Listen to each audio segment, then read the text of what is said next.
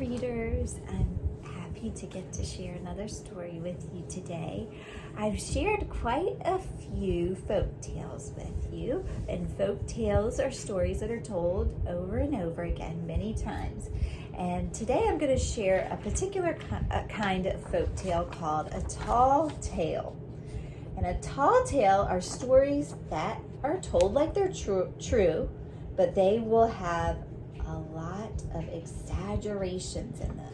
And exaggerations means that you make something sound a lot better than it was or a lot worse. So you might say, oh, I ran a race at school today and the whole school came out and they were roaring with loud cheers. And everyone said I was champion of the school, champion of the world, when really you just ran a race at gym class and won. But you exaggerated it and made it seem much better than it was. Or you may make something seem much worse, like, oh my goodness, there was a thunderstorm outside of my house and there were tornadoes whirling around and all the buildings were shaking and it was loud and I was scared out of my mind, when really it was just a thunderstorm. So you exaggerated it, made it sound much worse.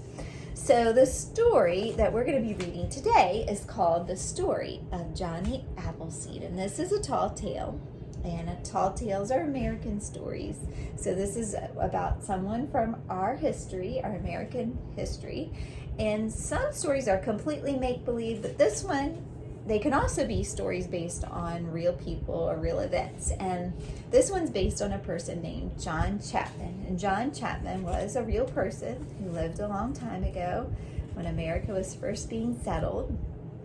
And I know that he's a real person because I used to work with a relative of his named Courtney Chapman, and she worked with me at a school, and she did say, yeah, John Chapman is a part of our family a long time ago. He's in my family tree, and he was a real person. But when we read it, we're going to notice that things in the story are a little bit exaggerated. Things that happened to them, the way he's described is a little bit exaggerated.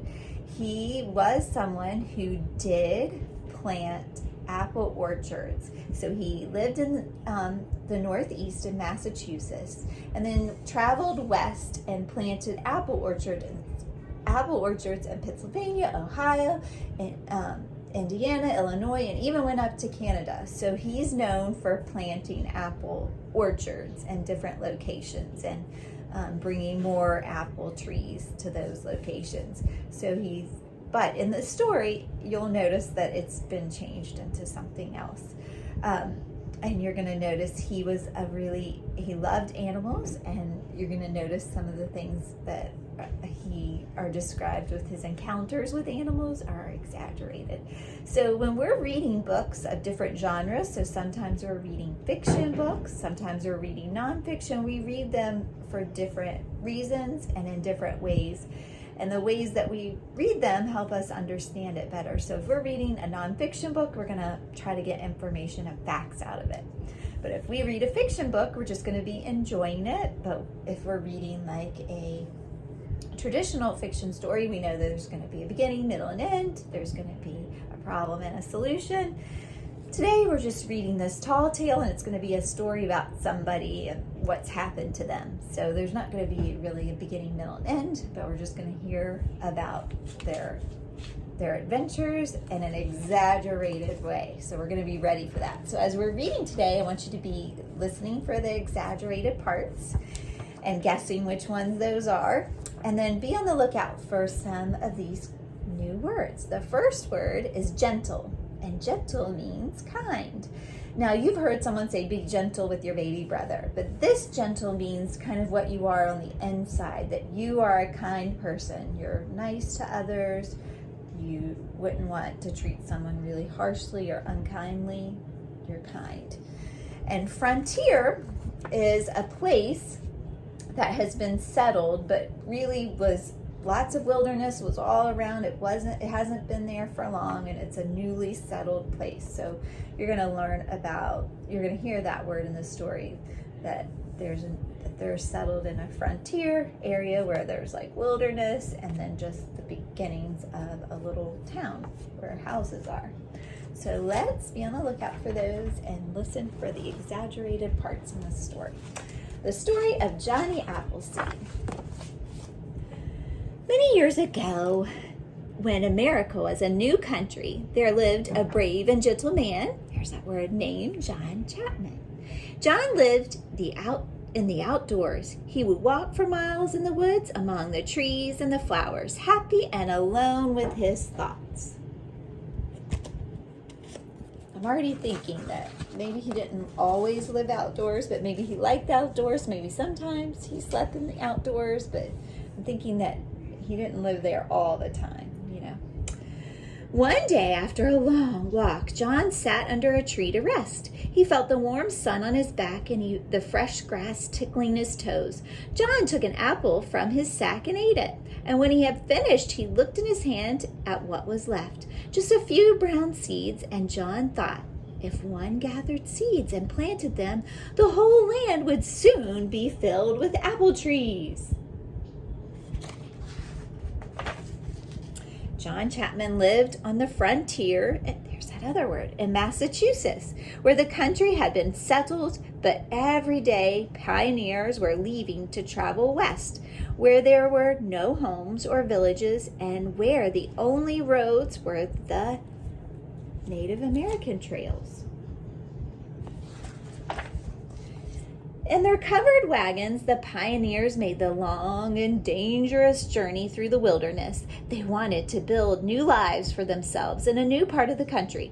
John Chapman went too, but he did not travel in a covered wagon. He walked in his bare feet. He carried no weapons, as men did in those days, to protect themselves from wild animals and danger. He carried only a large sack on his back filled with apple seeds and his cooking pan on his head. So I'm thinking here there's some exaggerated parts to his story. I'm sure that he did travel. I'm not sure that he walked all by himself the whole time, and he may not have worn shoes back then. Maybe that was normal, but I'm not sure it was so dangerous.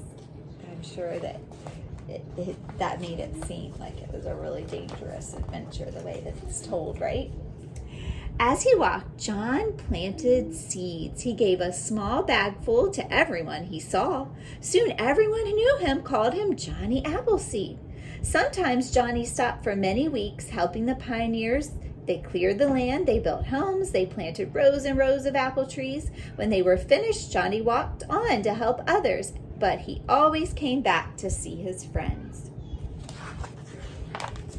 Everyone loved Johnny Appleseed, especially the children. When Johnny rested from his planting, the children sat around him, listening to all his adventures.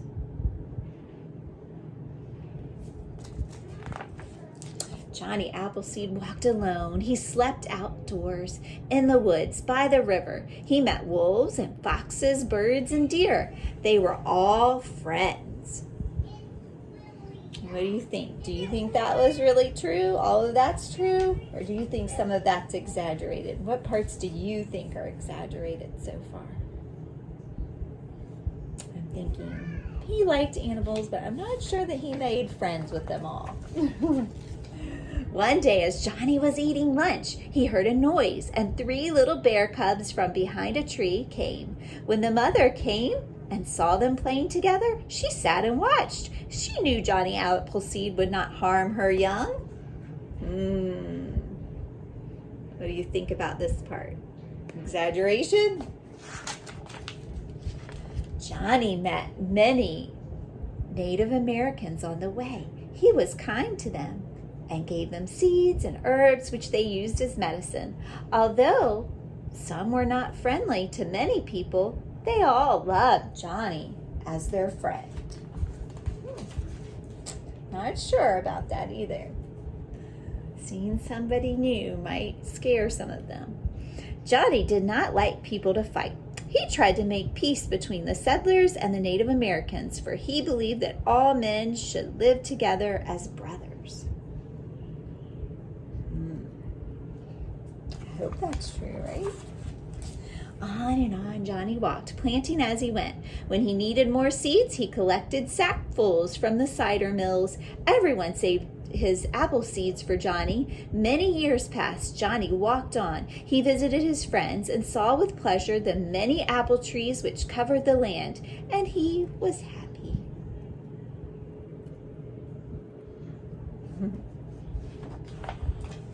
But then, one year, there was a long, cold winter, when spring should have come. Snow was still on the ground, and frost was on the trees. Johnny could not sleep or eat. He was afraid his trees would die. What do you think about that part? Anything exaggerated there? Do you think he didn't eat or sleep? Let's see. As he was walking among the trees one day, Johnny fell to the ground. He was very ill. After some hours, a Native American mother and her son passed and saw Johnny laying in the cold ground. Quickly, the boy ran for help. Johnny was carried to their village not far away.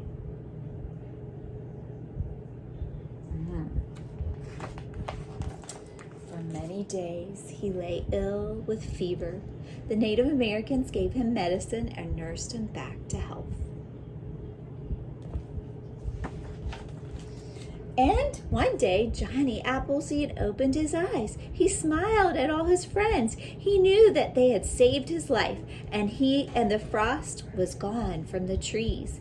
The weather and the sun was warm, and the frost had left the trees. Spring had come at last, and Johnny was well again. But he never forgot his friends and went to see them often. Do you think all of a sudden he woke up and because it was spring he was better? I'm not sure, because the trees are coming back to life. I think that was exaggerated too. Johnny Appleseed, the gentle pioneer, lived for many years, planting apple trees wherever he went.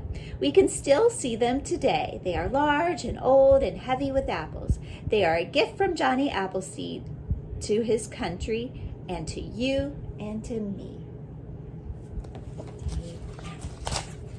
So lots of things seem a little exaggerated. So that's a tall tale. So when we listen to tall tales, be ready to hear some things that are maybe a little bit worse or a little bit better than they really were. So good readers always think ahead of what they're reading. What kind of story is it? How should I be reading it so that I understand it more clearly? In Tall Tales, we looked for some of the exaggerated parts so that we got to understand the story a little bit more deeply. So thank you for reading with me. See you soon.